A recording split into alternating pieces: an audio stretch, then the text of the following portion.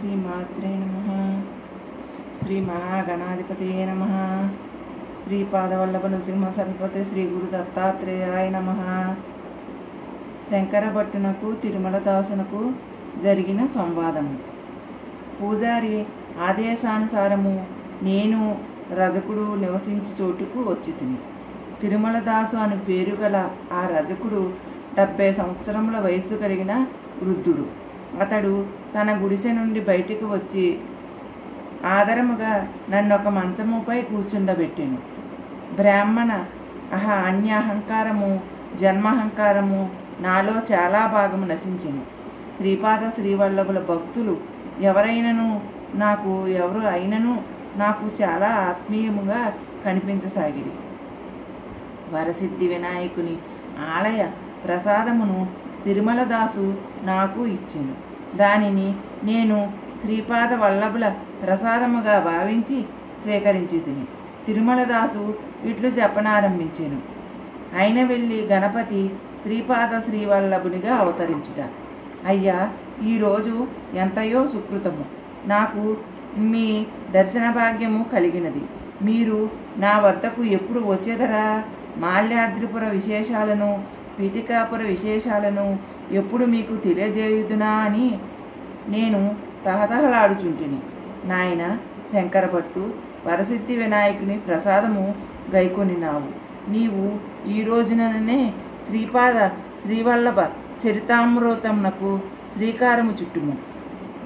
కురువంపురమునందు నీకు శ్రీవల్లభుల వారి ఆశీర్వచనము లభించును.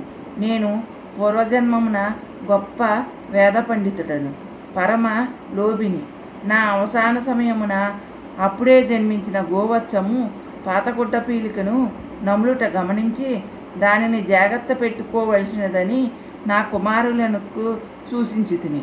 అవసాన కాలంన మలిన వస్త్రముపై దృష్టి సారించి ప్రాణము విడుచుట చేత నేను రజక జన్మము నొంది తిని. జన్మావసానమున ఏ సంకల్పంతో ప్రాణము విడువబడునో తదనుగుణమైన మరుజన్మము లభించును. నా పూర్వజన్మవశమున గుప్తపురి మండలార్గతమగు పల్లెనాడు ప్రాంతమున మాల్యాద్రిపురమునందు జన్మించితిని. ఆ మాల్యాద్రిపురమే కాలక్రమమున మల్లాది అను గ్రామమాయెను. ఆ గ్రామమునందు మల్లాది అను గృహనామము గల 2 కుటుంబములుండెను. ఒకరు మల్లాది బాపన్నవదానులు అను పేరు గల మహాపండితులు. వారు హరిహత గోత్ర సంభవులు. రెండవ వారు మల్లాది శ్రీధర అవధానులు అను పేరు గల మహాపండితులు. వారు కౌశికస గోత్ర సంభవులు. శ్రీధర అవధానుల వారి సోదరి అయిన రాజమాంబను బాపన్నవధానుల గారికి ఇచ్చి వివాహము చేసిరి. బావా బావమరుదులు ఇద్దరును మహాపండితులే. గోదావరి మండలార్గతమైన అయినవెల్లి అను గ్రామంలో జరిగిన స్వర్ణ గణపతి మహాయజ్ఞంనకు ఇద్దరును వేంచేసిరి. శాస్త్రము ప్రకారము ఆఖరి హోమమును గణపతి తన తొండముతో అందుకొనవలెననియు స్వర్ణమయ కాంతులతో గణపతి దర్శనమియ్యవలెననియు కొందరు పండితులు వాదము చేసిరి. మహాయజ్ఞ నిర్వాహకులుగా ఉన్న ఈ మహాపండితులు ఇద్దరును తాము మహాగణపతిని పరచగలమనియు వేదోక్తముగా సమస్తమును జరిపించగలమనియు ప్రతిజ్ఞ చేసిరి. యజ్ఞాంతము స్వర్ణమయ కాంతులతో గణపతి దర్శనమిచ్చి ఆఖరి ఆహుతిని తన తొండముతో స్వీకరించి అనతి కాలంలో వారు గణేశ చతుర్థి నాడు సర్వకళలతో శ్రీపాద శ్రీవల్లభ రూపమున అవతరించెదననియు ఆనతిచ్చిరి. యజ్ఞమునకు హాజరైన వారందరూ ఆశ్చర్యసగుతులైరి. ఆ సభలో 3 నాస్తికులు ఉండిరి. వారు కనిపించిన అంతయ్యును ఇంద్రజాలమో మహేంద్రజాలమో గాని గణపతి మాత్రము కాదు. అట్లయినా మరి ఒక పర్యాయము నిదర్శనమియ్యవలయును అని వాదించిరి. కాణికాపుర వినాయకుని మహిమ. అప్పుడు హోమగుండం నందలి విభూతి మానవాకారము ధరించినది. తదుపరి అది మహాగణపతిగా రూపొందినది. ఆ మహాగణపతి రూపము మూర్ఖులారా, త్రిపురాసురుని వధించు సమయమునందు శివుడును బలిచక్రవర్తిని నిగ్రహించుటకు పూర్వము విష్ణుమూర్తినియు శివుని యొక్క ఆత్మలింగమును కొనిపోచున్న రావణుని నిరోధించుటకు విష్ణుమూర్తిను మహిషాసురుని వధించు సమయమున పార్వతీదేవియును తో భూభారము వహించుటకు ముందు ఆదిశేషువును సమస్త సిద్ధులు సిద్ధించుటకు సిద్ధమునులను ప్రపంచమును జయించు నిమిత్తము మన్మధుడును ఇదే విధముగా సమస్త దేవతలను నన్ను ఆరాధించియే అభీష్టములను పొందిరి. సమస్త శక్తులకు నిలయుడును నేనే. నేను సర్వశక్తిమంతుడను. దైవీ శక్తులు రాక్షస శక్తులు కూడా నాయందే ఉన్నవి. అన్ని విఘ్నములకు కర్తను నేనే. అన్ని విఘ్నములను హరించువాడను కూడా నేనే. దత్తాత్రేయుడనగా ఎవరనుకుంటిరి? హరిహరపుత్రుడైన ధర్మశాస్త్రయే.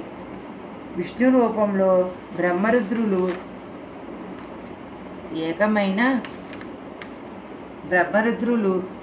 ఏకమైన అది దత్తరూపము.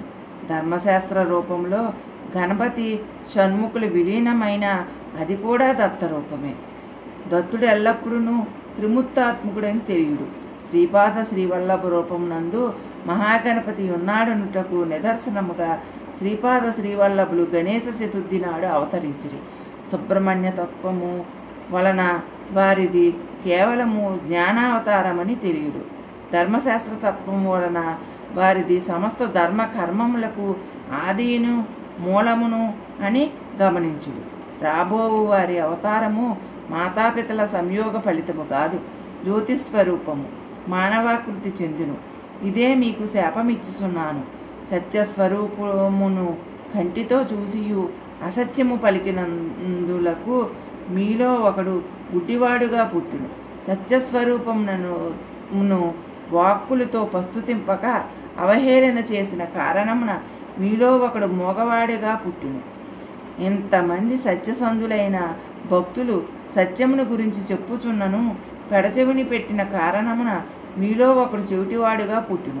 మీ ముగ్గురును అన్నదమ్ములుగా జన్మించి నా స్వయంభూమూర్తిని దర్శించిన తదుపరి మీరు దోషరహితులగుదురు అని పలికారు.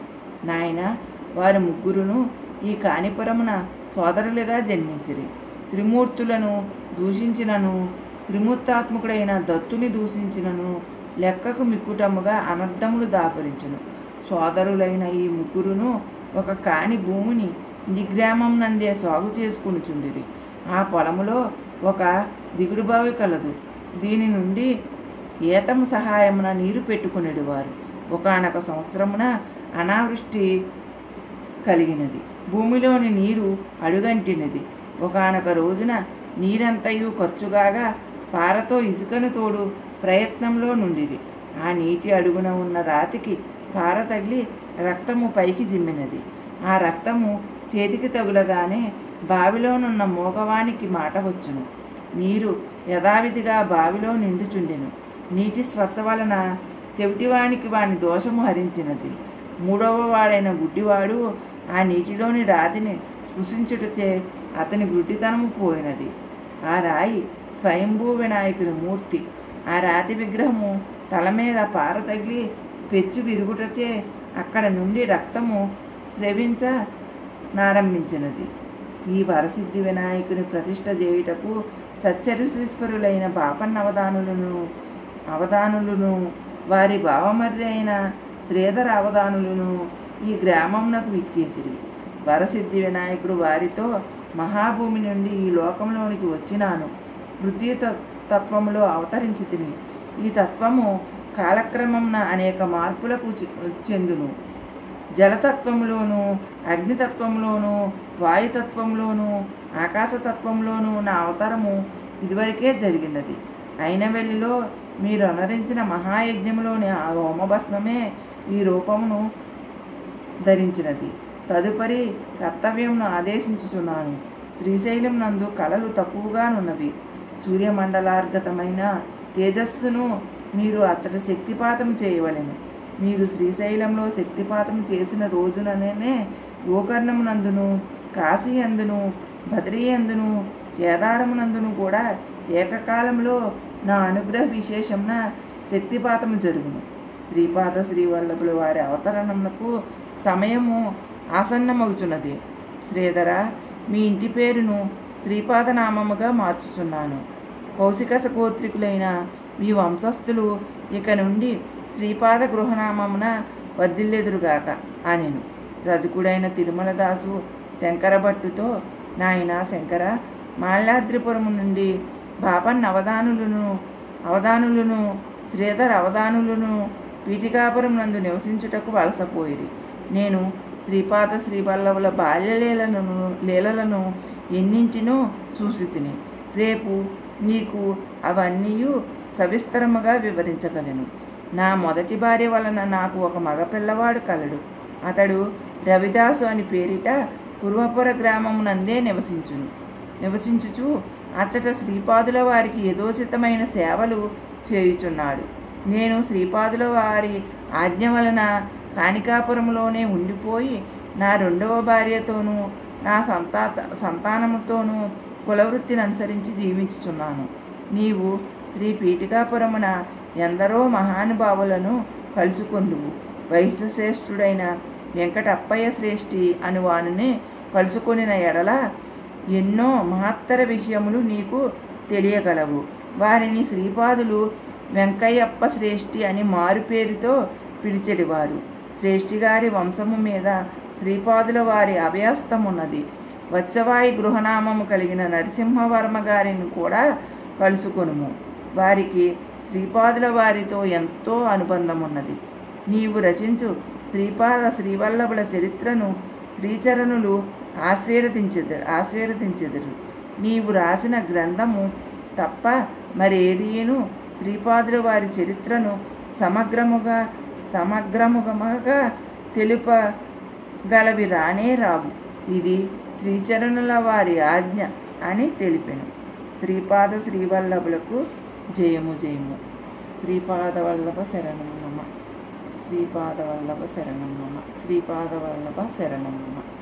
ఓం శాంతి శాంతి శాంతి.